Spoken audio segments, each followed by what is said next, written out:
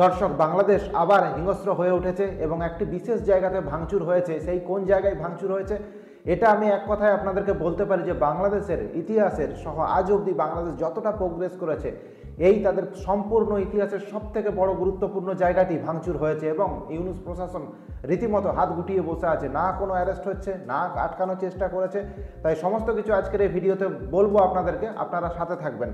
তো আপনারা জানেন যে আবার রীতিমতো ভাঙচুর করা হয়েছে শেখ মুজিবুর রহমানের বাড়িতে, অর্থাৎ ঢাকার মধ্যে 32 ধানমন্ডিতে যে বাড়িটি আছে সেটা ভাঙচুর করা হয়েছে। শুধু ভাঙচুর বলবো না, সেই বাড়িটিকে পুরো মাটিতে মিশিয়ে দেওয়া হয়েছে। সেখানে প্রথমে হাতুড়ি দিয়ে সেখানে জোর করে ঢুকে গেট ভেঙে দেওয়া হয়েছে এবং সেখানে হাতুড়ি দিয়ে যে যার পেরেছে ভেঙেছে। তারপর ক্রেন বুলডোজার লাগিয়ে পুরো দেওয়ালগুলোকে মাটিতে ফেলে দেওয়া হয়েছে, ছাদকে মাটিতে ফেলে দেওয়া হয়েছে, লুটপাট করা হয়েছে এবং সেখানে যা দামি জিনিসপত্র ছিল, যা বই ছিল সবাই তুলে নিয়ে গেছে।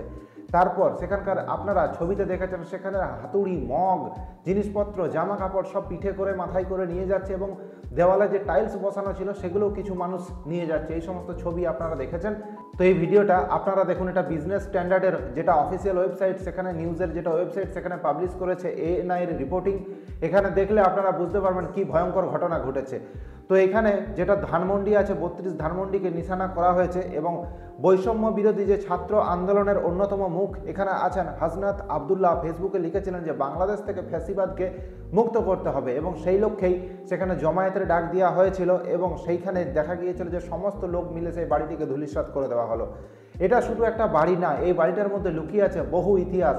আপনারা যদি বলেন কি কি ইতিহাস, তাহলে দেখুন, প্রথম বাংলাদেশের যে মুক্তিযুদ্ধের ডাক দেওয়া হয়েছিল তৎকালীন শেখ মুজিবুর রহমান এই বাড়িটি থেকেই সেই মুক্তিযুদ্ধের ডাক দিয়েছিলেন এবং এই বাড়ি থেকে মুক্তিযুদ্ধের ডাক দেওয়া হয়েছিল। এটা হলো বাংলাদেশের ইতিহাসের সবথেকে বড় ঘটনা। এবং আরও একটি ইতিহাস আছে এই বাড়িটির সাথে জড়িয়ে, সেটা হলো যখন পাকিস্তানি বাহিনী শেখ মুজিবুর রহমান সহ তার বাড়ির প্রায় প্রত্যেককে খুন করা হয়েছিল, সেই সময় এই বাড়িটার মধ্যেই সেই দুর্ঘটনা ঘটেছিল, সেই যে হত্যালীলা এই বাড়িটির মধ্যে ঘটেছিল। সুতরাং আপনারা বুঝতে পারছেন কতটা গুরুত্বপূর্ণ। তো এখন আমি আপনাদেরকে বলবো যে এই ঘটনার পিছনে ইউনূস প্রশাসন কতটা জড়িয়ে থাকতে পারে বা জড়িত থাকতে পারে তার কিছু আমি প্রমাণ আপনাদেরকে দেব।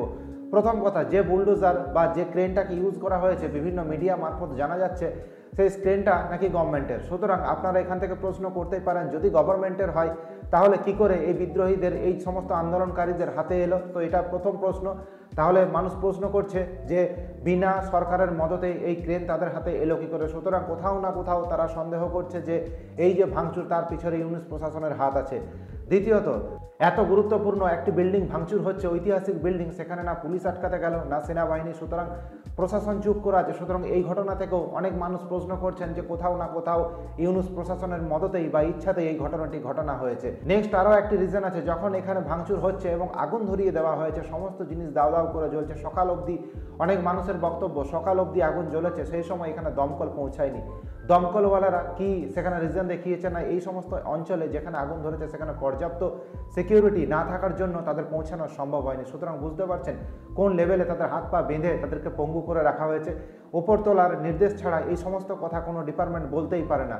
এই সমস্ত ঘটনা দেখে শেখ হাসিনা একটা জিনিস খুব সুন্দরভাবে তিনি একটা জিনিস বলেছেন যে তারা একটা বিল্ডিং ভেঙে ফেলতে পারে কিন্তু ইতিহাস না। হ্যাঁ, এটা সত্যি, বাংলাদেশের ইতিহাস, বাংলাদেশটা তৈরি হয়েছে শেখ মুজিবুর রহমানের হাত ধরে এবং তার হাত ধরেই বাংলাদেশের পথ চলা শুরু। সেই ইতিহাসকে যদি এই জাতি ভুলতে চায় তাহলে বাংলাদেশ হারিয়ে যাবে। তারা এই যে বিশ্বে তাদের কোনো জায়গা থাকবে না, তারা এমন জায়গায় গিয়ে পৌঁছাবে যেখান থেকে ফিরে আসা আর সম্ভব হবে না।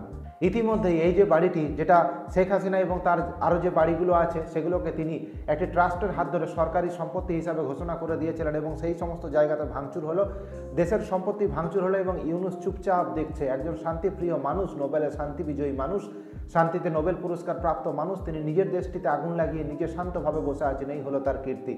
সেই হলো আজকের একটা ছোট্ট প্রতিবেদন। যদি আপনাদের ভালো লেগে থাকে তাহলে অতি অবশ্যই নিয়মিত প্রতিবেদন দেখার জন্য অতি অবশ্যই আমাদের এই চ্যানেলটিকে সাবস্ক্রাইব করে নেবেন আর ফেসবুক থেকে দেখলে অতি অবশ্যই আমাদের পেজটিকে ফলো করে নেবেন।